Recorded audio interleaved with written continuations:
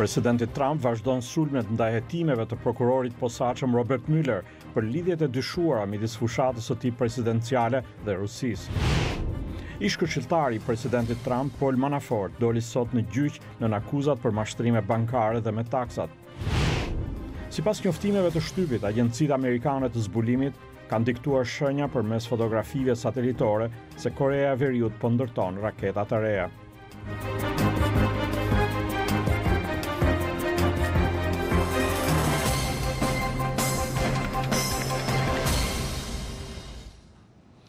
Mirëmbrëma dhe mirë se vini në programin e Zërit Amerikës Ditari, unë jam Ilir Ekonomi. Në këtë emision mund të ndiqni mes së tjerash komentet e dy analistëve mbi klimën e biznesit në Shqipëri pas kritikave në një raport të Departamentit Amerikan të Shtetit.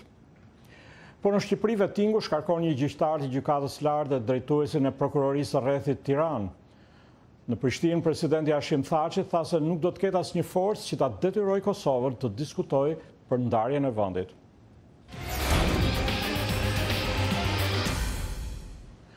Filloj me lajmet. Presidenti Amerikan Donald Trump vazhdoi sot sulmet ndaj hetimeve të prokurorit posaçëm Robert Mueller për lidhjet e dyshuara midis fushatës së tij presidenciale të vitit 2016 dhe Rusisë, duke deklaruar se një bashkëpunim i fshehtë nuk përbën krim.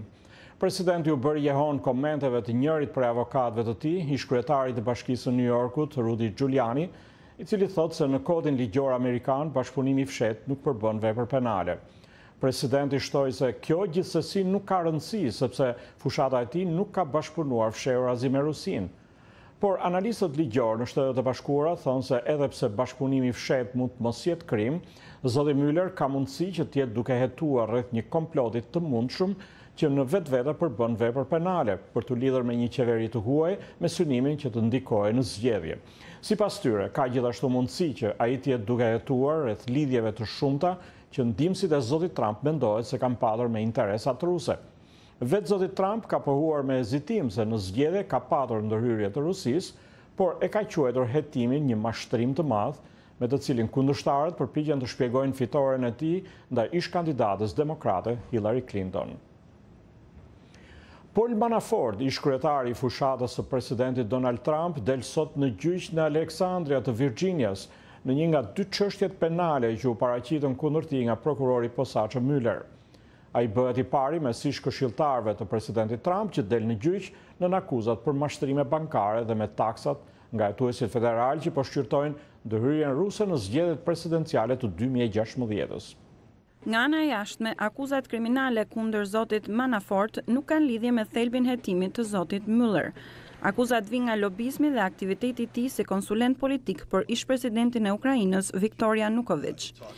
Ndërsa punonin nga viti 2006 deri në vitin 2015 për zotin Yanukovych dhe forcën e tij politike proruse Partinë e Rajoneve, zoti Manafort dhe ish-partneri i tij i biznesit Rick Gates akuzohen se fituan $10 miliona, ndërkohë që ia fshehen këto të ardhura agjencisë së taksave. Що стосується Манафорта, emri i zotit Manafort përmendet në listën e zezë të Partisë Rajoneve. Sipas kësaj liste, $12 milion janë paguar për të mbuluar shpenzimet e lidhura me këtë person, duke filluar nga nëntori 2007. Prokurorët thonë se për të shmangur pagesën e taksave të larta, ata krijuan kompani sekrete fantazma dhe llogari në parajsa fiskale për të përcjellë të ardhurat nga Ukraina, duke i paraqitur si yuan në llogari bankare amerikane dhe duke bler prona miliona dollarëshe dhe mallra luksoze me to. Pasi zoti Yanukovych u rrëzua nga pushteti në vitin 2014 dhe të ardhurat e tyre nga Ukraina ran, Manafort dhe Gates akuzohen se sajuan një skem tjetër për të fituar para. Përdorën pronat e tyre të patundshme në Shtetet e Bashkuara si garanci për të siguruar me metoda mashtruese mbi $20 milion hua nga bankat, duke egzageruar të ardhurat e tyre. Zoti Manafort nuk e ka pranuar fajësinë për akuzat që janë depozituar në gjykatën e Virginias, si dhe për një çështje tjetër në gjykatën federale në Washington. Ai ndodhet në burg që nga qershori, kur gjykatësi i çështjes së Washingtonit ja hoqi të drejtën e lirisë me kusht, pasi e akuzoi se ishte përpjekur të ndikonte tek dëshmitar të mundshëm. Zoti Manafort kishte qenë nën hetim federal që nga viti 2014 mbi dyshime për lobim të paligjshëm dhe mashtrime financiare. Por vitin e kaluar, ai u përfshi në hetimin e Rusisë pasi zoti Mueller filloi të analizonte lidhjet mes anëtarëve të fushatës së zotit Trump dhe Rusisë. Duke qenë se presidenti Trump e ka quajtur hetimin e prokurorit të posaçëm Mueller një gjueti shtrikash, vendimi që do të merret në rastin e zotit Manafort mund të përcaktojë besueshmërinë e hetimit. Presidenti Trump bëri të ditur se është i gatshëm të takohet me udhëheqësit e Iranit pa kushte paraprake dhe në çdo kohë që ata duan. Por në një konferencë shtypi të hënën, ai tha gjithashtu se regjimi brutal i Iranit nuk duhet të lejohet kurrë të disponojë armë bërthamore. Javën e kaluar, zoti Trump shkëmbeu një retorik të nxehtë me Teheranin, duke paralajmëruar presidentin iranian që të mos kërcënojë kurrë Shtetet e Bashkuara. Çështja e Iranit u trajtua gjatë konferencës së përbashkët për shtyp mes presidentit Donald Trump dhe kryeministrit italian Giuseppe Conte. Kryeministri pajtohet gjithashtu se regjimi brutal i Iranit nuk duhet lejohet kurrë të ketë armë bërthamore. Ne inkurajojmë të gjitha vendet të bëjnë presion Iranit për të dhënë fund të gjitha aktiviteteve të tij të rrezikshme. Shtetet e Bashkuara e mirëpresin partneritetin e Italisë në këto përpjekje jetike. Por i pyetur nëse do të ishte i gatshëm të takojë me presidentin iranian Hassan Rouhani, zoti Trump tha se do të takojë me iranianët në çdo kohë që ata duan të takohen dhe pa kushte paraprake.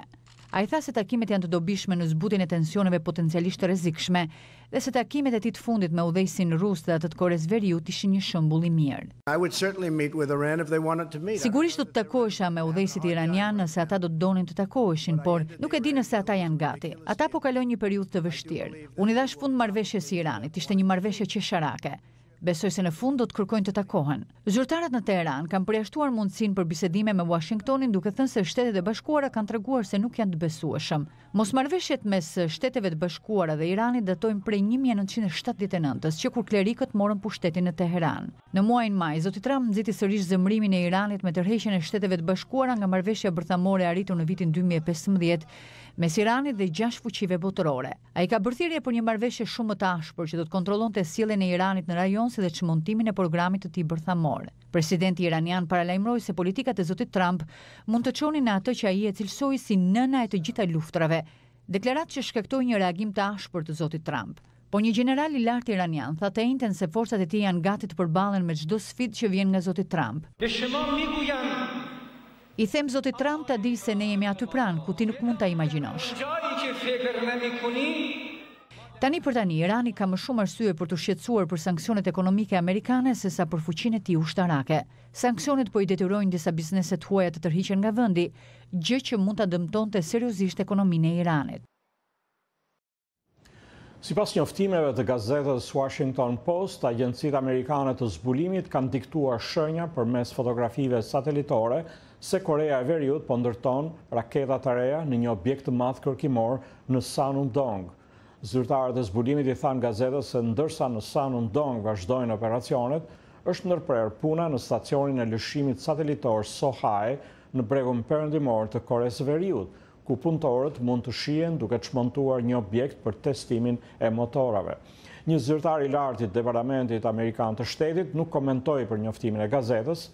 Gjatë takimit të muajit kaluar në Singapur, udhëheqësi koreano-verior Kim Jong-un pranoi të përfundojë të jap fund të realizojë nuklearizimin e gatishullit korean, por dokumenti nënshkruar prej tij dhe presidentit amerikan Donald Trump nuk përmbante hollësi se si dhe kur do të realizohet kjo. Javën e kaluar, sekretari amerikan i shtetit Mike Pompeo tha se Korea e Veriut vazhdon të prodhojë lëndë djegëse për bomba bërthamore, pavarësisht premtimeve për të hequr dorë nga kjo. Por ai u tha ligjvënësve se bisedimet me Korean e Veriut janë provë verifikueshme e hapave që po bën drejt nuklearizimit. Ndërkaq presidenti Trump po shton presionin publik ndaj Kongresit për të miratuar propozimin e shumë debatuar të një muri përgjatë kufirit SBA Meksik me qëllim ndalimin e emigracionit paligjshëm. Megjithëse presidenti kërcënoi edhe me mbylljen e operacioneve të qeverisë federale në fund të shtatorit, nuk janë të qarta shanset për realizimin e zotimit të tij elektoral për ngritjen e murit kufitar me Meksikën. Presidenti Trump kërcënoi me mbylljen e qeverisë federale në fund të shtatorit kur mbaron buxheti i miratuar nëse nuk jepet miratimi për ndërtimin e murit kufitar, të premtuar prej tij gjatë fushatës presidenciale të vitit 2016. As far as the border is concerned and personally, Për sa i përket çështjes së kufirit, nëse nuk përfitojmë siguri kufitare pas kaq shumë vite fjalësh në Shtetet e Bashkuara, atëherë nuk do ta kisha problem të mbyllej qeveria. Ka ardhur koha të kemi sigurinë e duhur të kufirit. time we had proper border security. Presidenti Trump shtoi se ai do të lërë gjithnjë hapësira për negocime. Nuk janë të qarta shanset e përmbushjes së objektivit të presidentit për financimin në fund të shtatorit të murit kufitar. This isn't just Trump administration. We're new. There's been many years, even decades. We have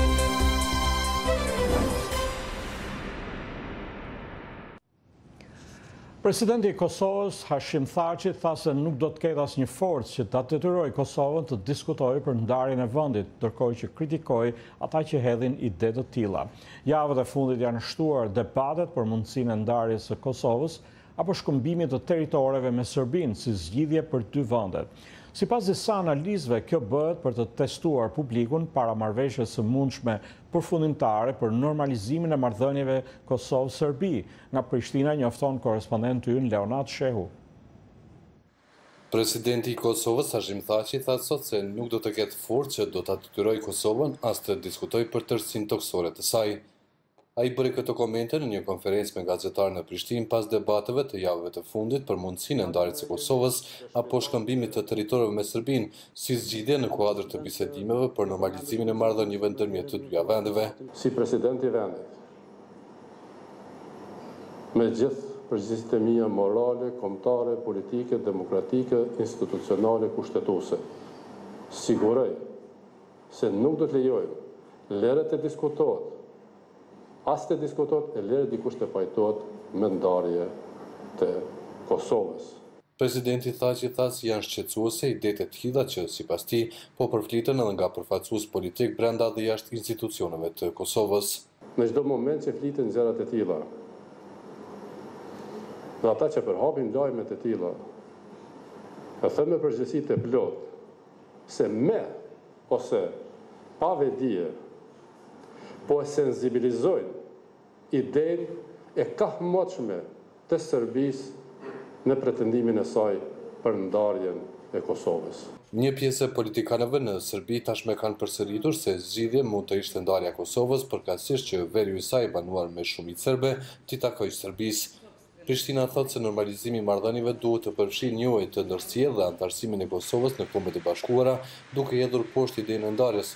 Donse edhe në Kosovë janë hedhur ide për mundësinë e shkëmbimit të territoreve, veriun e Kosovës për 3 komunat me shumicë shqiptare në jug të Serbisë.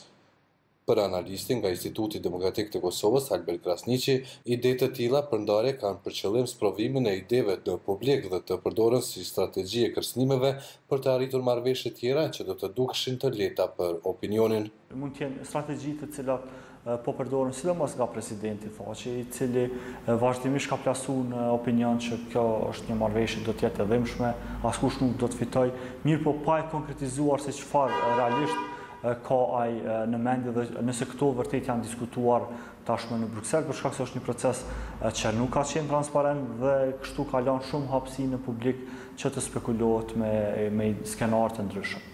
Sipas tij, Kosova duhet të këmbgulë në integrimin e veriut të vendit dhe jo të bisedojë për ndarjen e asaj pjese. Kjo ka qenë një plan afatgjatë ndarja e Kosovës qysh prej Miloševićit në vitin 1999, përmes krijimit të një divizioni të veçantë rus në veri që pastaj t'i bashkangjitet Serbisë, mirë po ka qenë intervenimi amerikan dhe britanik, ata që nuk kanë lejuar një gjë të tillë, dhe tani kur këto shtete kanë më pak interesim për Kosovën, skenarë të tillë janë shumë më të mundshme dhe këtu do duhet kishte kujdes prej anës së Kosovës. Vëzhguesit thonë se një marrëveshje ndërmjet Kosovës dhe Serbisë mund të arrihet gjatë këtij viti, pasi që zyrtarët evropianë janë të interesuar që një gjë e tillë të ndodhë sa më shpejt. Por ata ngrehin shqetësimin edhe për siç thonë klimën aktuale politike në botë, e cila nuk është në favor të Kosovës. Një marrëveshje gjithëpërfshirëse për normalizimin e marrëdhënieve ndërmjet Kosovës dhe Serbisë është kusht për të dyja vendet për integrim në Bashkimin Evropian.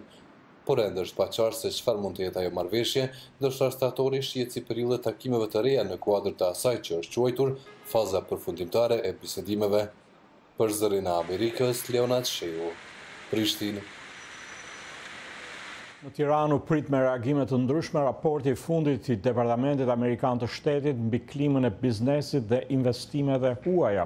Qeveria dhe opozita shkëmbyen akuza për kritikat e raportit, ndërsa sipas disa ekspertëve, ky raport flet edhe njëherë për problemet e ekonomisë shqiptare, si korrupsioni dhe klientelizmi politik. Korrespondenti ynë Iliriana Golli njofton nga Tirana. Opozita, qeveria dhe studiues të pavarur të ekonomisë e përsollën sot me komente kontradiktore raportin e Departamentit të Shtetit mbi klimën e investimeve për vitin 2018, ku Shqipëria vlerësohet si një vend i vështirë për të bërë biznes bazuar në dëshmitë e vetë investitorëve të huaj. Shqipëria nuk është një vend mikpritës për investimet e huaja, që ka 5 vjet që nuk ka investime të huaja ose nuk ka ndonjë investim që të jetë serioz dhe që ka shumë klientelizëm politik dhe kleptokraci, ka presion, në thënë para 5 vjetësh kur ndërtoheshte një rrugë, kishte kompani të huaja që vinin dhe konkuronin për ndërtimin e asaj rruge. Tashmë ka 5 vjet që nuk ka asnjë kompani të huaj që të jetë interesuar për të fituar një tender në Shqipëri. Raporti i Departamentit Amerikan të Shtetit thotë se në Shqipëri investitorët e huaj përmendin si probleme kryesore korrupsionin, i cili spikat veçanërisht në sistemin gjyqësor, mungesën e transparencës në prokurimet publike dhe zbatimin e dobët të kontratave. Pra në thelb është një rikonfirmim i një realiteti ekonomik të trisht që përjeton Shqipëria, me rritje ekonomike të ngadalshme, me ekonomi që funksionon nën kapacitet, me kuadër ligjor që ndryshon shpesh, me vendimmarrje abuzive të qeverisë në favor të lobëve dhe grupeve të mëdha të oligarkisë dhe kleptokracisë që shoqëron. Raporti vlerëson se zbatimi i reformës në sistemin gjyqësor, po verifikojnë gjyqtarët dhe prokurorët për pasuri të pashpjeguara, por investitorët e huaj e perceptojnë klimën e investimeve si problematike dhe thonë se Shqipëria mbetet një vend i vështirë për të bërë biznes. Në raport ka referenca të drejtë për drejta për korrupsionin në drejtësi dhe këtu dua që t'ju tërheq vëmendjen tek një nga paragrafët e raportit ku drejt për së drejti i referohet praktikisht korrupsionit në drejtësi si një nga problemet kryesore të prishjes së të bërit biznes. Analisti i njohur Gjergj Rebara i rrjetit ballkanik investigativ BIRN thotë se projektet e partneritetit publik-privat janë nëpër masa të stërmëdha në krahasim me ekonominë, ku vetëm 4 projekte rrugësh janë 711 milion euro ose sa 6% e prodhimit brendshëm bruto. Shuma të mëdha parash hidhen në pak projekte dhe procedurat e prokurimit lënë për të dyshuar për klientelizëm politik, korrupsion dhe paracaktim të fituesve. Po që është sistemi pastër klientelizmi politik ose si thua është një ekonomi mesetare ku mbreti përcakton se kush do të shfrytëzojë pyllin, kush do të mbledhë taksat, kush do të shfrytëzojë qymyrin, kush do të shfrytëzojë bregdetin, dhe çdo gjë është në duart e një personi të plotfuqishëm që quhet kryeminist, dhe ai nuk ka ato që në Amerikë quajnë kontrolle dhe balanca, do të nuk ka balancime kushtetuese. Raporti i Departamentit Amerikan të Shtetit thekson se investitorët e huaj kanë presione për të punësuar nën kontraktor të lidhur me politikanët, ndërsa raportimet për korrupsion në praktikat qeveritare të prokurimit janë të zakonshme. Departamenti i Shtetit tha se projektet me partneritet publik-privat kanë ngushtuar mundësitë për konkurrencë, përfshirë dhe konkurrencën e investitorëve të huaj në infrastrukturë apo sektor të tjerë. Janë deformime të thella të konkurrencës, masi dihen paraprakisht kush janë fituesit dhe garat janë krejtësisht formale. Qeveria kujdeset për të përdorur parlamentin si një lloj garde për të mbrojtur kontratat kësaj natyre, pra e shmang në shkushmërinë në të ardhmen, fshihet pas vendimmarrjes kolegjiale. Shumica atyre janë ofertat pa kërkuara, që do thotë që qeveria injoron apo nuk ka masterplane të zhvillimit të sektorëve dhe degëve të ndryshme të ekonomisë. Kryetari i Partisë Demokratike të Opozitës Lulzim Basha tha përmes një deklarate se Shqipëria nuk ka investime të huaja sepse qeveria u bën presion të bashkëpunojë me bizneset klienteliste të saj. Shqipëria nuk është vend i përshtatshëm për bizneset amerikane, thotë zoti Basha, për shkak të korrupsionit të përhapur, veçanërisht përmes PPP-ve dhe prokurimeve. Ata që kanë tentuar dhe tentojnë të pengojnë reformën e drejtësi, automatikisht vendosen kundër interesave të qytetarëve. Dhe dua t'i kujtoj qytetarëve që është kjo majorancë, është kjo qeveri që ka iniciuar dhe po mbështet me të gjitha instrumentat implementimin e reformës në drejtësi. Reforma në drejtësi është dhe shtylla e raportit. Raporti i Departamentit Amerikan të Shtetit thot po ashtu që dhe drejtat e pronës në Shqipëri mbeten një sfidë e madhe, sepse është e vështirë të merret një titull i qartë pronësie dhe sepse gjykatat e korruptuara u japin titull pronësie për toka njerëzve që nuk i kanë ato detyrat, ndërsa Agjencia kundër ndërtimeve të paligjshme shpesh vepron pa konsultime dhe nuk ndjek procedurat qarta. Për Zërin Amerikës, Iliriana Golli, Tiranë.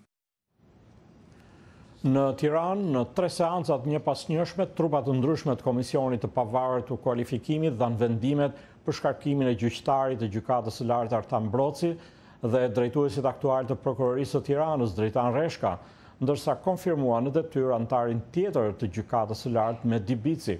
Vendimi i parë u dha për gjykatësin Broci, për të cilin gjatë seancës dëgjimore u ngritën dyshime të shumta mbi pasuritë që ai dispononte, disa apartamente apo dhe mjedise për zyrë, si dhe investime në bono thesari. Pikpyetje pati edhe për disa raste konflikte interesi. Pas vendimit, antari i Gjykatës së Lartë reagoi me tone të ashpra, duke akuzuar komisionerët se kishin zbatuar urdhra politik të kryeministrit, duke deklaruar se kishte provuar se të ardhurat e tij ishin të ligjshme. Një tjetër trup e komisionit konfirmoi më pas në detyrë antarin tjetër të Gjykatës së Lartë Medi Bici, i cili kaloi kështu pa problem testin si për pasurinë, ashtu edhe për formimin profesional dhe integritetin moral. Me vendimin e sotëm, numri i antarëve të Gjykatës së Lartë reduktohet nga 19 në vetëm 4, përfshirë edhe kryetarin Xhezair Zaganjori. Praktikisht, të 3 kolegjet e kësaj gjykate janë jashtë loje dhe ajo mund të funksionojë vetëm për rastet e masave të sigurisë. I treti në radhë, drejtuesi aktuali i Prokurorisë së Tiranës, Dritan Reshka, nuk u rikonfirmua në detyrë, edhe ai për shkak të problemeve me pasurinë.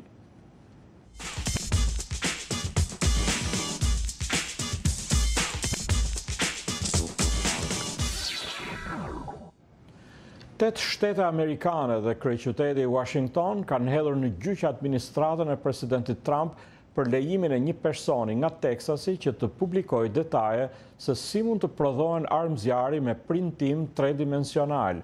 Akpadia thot se lejimi njerëzve që të prodhojnë vetë armë plastike bie ndesh me kontrollet e shteteve ndaj armëve të zjarrit.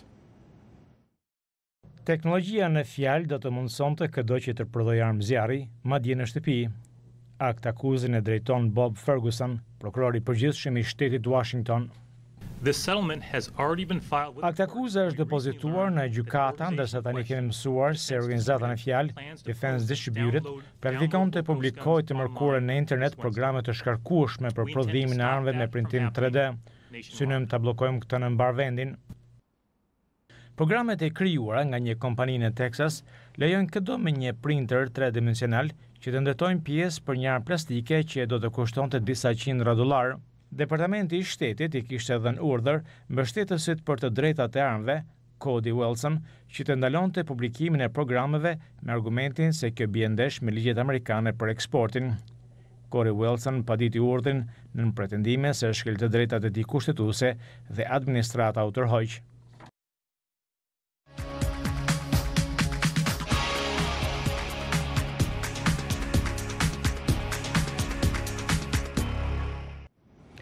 Një mbrëmje gala në qendrën hapësinore Kennedy në Florida hapi një vit festimesh dhe aktivitetesh në përgatitje për 50 vjetorin e zbritjes së njeriut në hënë. Personalitete shkencëtar dhe entuziastë të udhëtimeve në hapësirë ishin mbledhur për të festuar misionet Apollo që shënuan një revolucion në eksplorimin e hapësirës, duke u kurorzuar me misionin Apollo 11 që arriti të dërgojë njerëz në hënë. Astronautët Walt Cunningham, Rusty Schweinkart dhe Tom Stafford, të cilët kanë fluturuar me misionet të ndryshme Apollo, reflektojnë mbi domethënien e këtyre misioneve për njerëzimin. It's one small step for man, one giant leap for mankind. Vitin e ardhshëm mbushën 50 vjet nga zbritja e njeriut në hënë. Qindra vet u mblodhën këtë javë për të festuar këtë arritje që fizikani Brian Cox e vlerëson për të domethënies shkencore. Mendoj se nuk ka gjë më të rëndësishme se të nderojmë Apollon, për mua është gjëja më vështirë që kemi bërë ne si civilizim, prandaj e konsideroj si arritjen më të rëndësishme. Historia na tregon se nëse nuk përpiqemi të kapërcejmë kufijt, nëse nuk përpiqemi të bëjmë gjëra të pamundura për kohën, qytetërimi ynë do të dështoj. Të pranishëm ishin edhe Walt Cunningham, Rusty Schweickart dhe Tom Stafford, tre ndër astronautët e shumë që fluturuan me gjeneratën e misioneve Apollo. We have to realize that this is a historic moment in the evolution of humanity, in the evolution of life on this planet. Duhet të kuptojmë se ky ishte një moment historik në evolucionin e njerëzimit dhe të jetës në këtë planet. Njeriu dhe makinat që ka krijuar po na japin mundësinë të dalim jashtë gjirit të tokës drejt kozmosit. Është diçka e mrekullueshme kur mendon për jetën siç e konceptojmë ne në këtë planet të vogël të quajtur Tokë dhe që tani gradualisht po dalim jashtë. Walt Cunningham kujton fillimet e programit Apollo. Ai fluturoi me Apollo 7 në vitin 1968, një vit para zbritjes në Hënë. We're looking at the 50th anniversary. Po i afrohemi 50 vjetorit e misioneve Apollo që nga misioni i parë i daljes në hapësirë me Apollo 7, me të cilin fluturova unë deri tek Apollo 11 që zbriti në Hënë. Më duket e çuditshme por edhe frymëzuese që njerëzit janë kaq të entuziazmuar për arritjet në hapësirë. But mostly just so encouraging.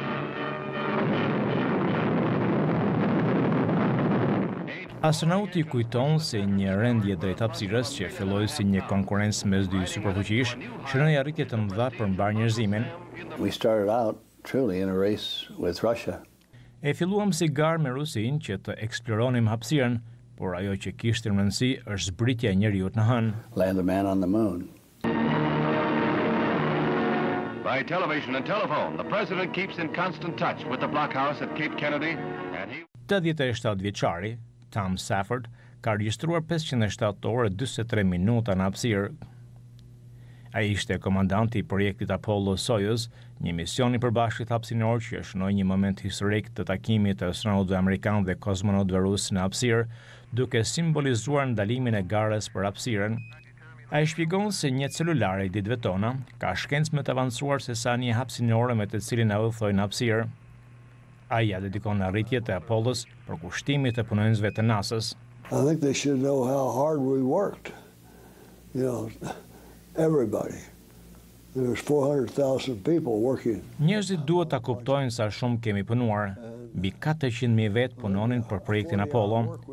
Java me 50 pune, nga 8 orë në ditë do të ndokej si një javë pushimesh në atë kohë. Brenda 20 muajsh dërguam 10 misione Gemini. Brenda 9 muajsh dërguam 5 misione Apollo dhe 4 Mani në Saturn. Nuk ishte lehtë, por ja dolëm. That was tough. But we did it. Një ndër sponsorizuesit e mbrëmjes ishte fondacioni Share Space i astronautit Buzz Aldrin, një ndër dy astronautët që zbritën në Hënë me 20 korrekt të vitit 1969. Aktiviteti në Florida shërbeu edhe për të grumbulluar fonde për programe mësimore për shkencën dhe teknologjinë.